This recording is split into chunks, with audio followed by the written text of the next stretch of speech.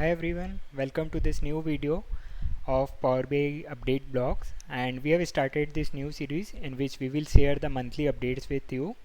And if you are new to Power BI, then we have Microsoft publish monthly updates every month, and you will find out these kind of blogs. Just simply go to Google, search for Power BI update blogs, and you will find out so many details, like so many new features included, changes to the existing features, some new functionality included. So before coming to the video, let me introduce myself. My name is Anmol Malvi, and currently I am working as a senior data analyst at Addend Analytics, and I've also been recognized as a Microsoft Fabric community super user. Apart from it, I have also completed certifications like Microsoft PL 300, which is Power BI Data Analyst, and the another certification which is Microsoft DP 600, which is related to Microsoft Fabric. So coming back to our video, so we will start with the Power BI May feature summary. Firstly, on the blog you will see this content section in which you will get a summary like what are the topics which have updates. You will find the attached link, embedded link into that. You can click on that and read more about it, but we will start from the top. So firstly, in the May month we have the first major update, which is introduction to the Fabric roadmap. So we have this link available here. I will directly show you what the update is.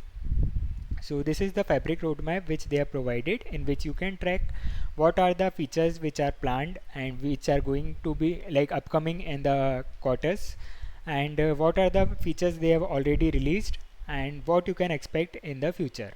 So this is about the Fabric roadmap. Moving ahead, the next update is related to Power BI Desktop 32-bit.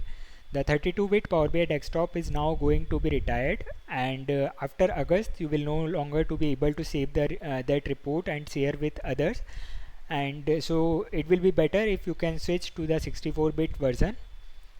Then the next update is related to Copilot and AI. So we have the standalone Copilot in Power BI, to which you can ask anything. So what are the capabilities? The first is search capability. So you can ask Copilot to find reports, semantic models, apps, other things which are available within Power BI. You can ask questions about your data. It can answer questions and create visuals using the measures and other data field in your data model.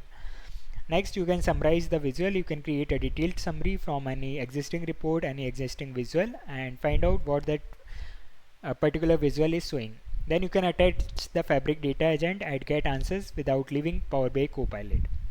There are few things to consider.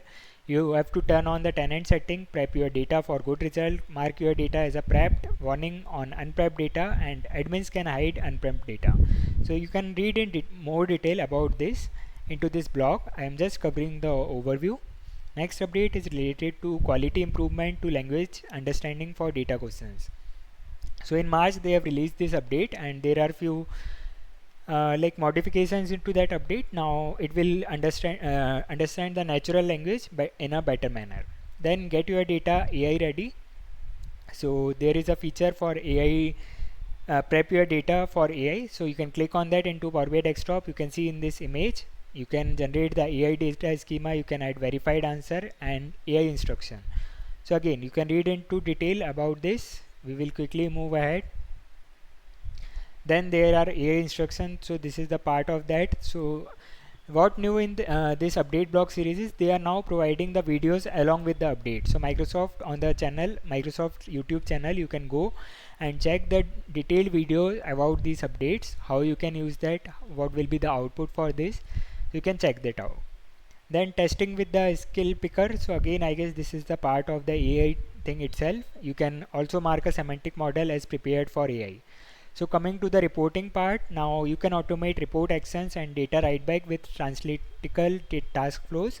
This we are going to cover into our next video in detailed manner. So we are thrilled to announce that Power BI report buttons can now run Fabric user data functions for custom and automated actions, including the data write back. So this is the major update which Power BI developers are waiting for from since so long. So now you can do write back from the Power BI desktop itself, and translytical task flow will help you with that. So this is again a key update which you can definitely explore. Then we have the persistent sorting for field parameters. Apart from it, you can easily refer to values in your visual with visual calculation. So earlier there was 11 functions available, but now you can explore some more, like look up a value with context and look up a value with totals. You can try this out. Then there is update to the new list slicer, that if you, let's say if you have some text copied on your notepad, so now you can directly copy it and paste it into the list slicer, and that particular filter will get applied on your visual. So visual, or we can say your complete report. So this is again a better update. Next we have, you can customize the line segment color into line chart based on your report theme. So you can see a demo on screen. They have shared about it. Apart from it, there are some additional base map customization options for Azure Map Visual. So I will share the link into the description and you can read more about this. The rest of the topics we will cover into the next part. Thank you so much for watching. If you have any doubt or any queries, you can feel free to drop into the comment box, and do share these videos with your colleagues and fellow developers. Thank you for watching.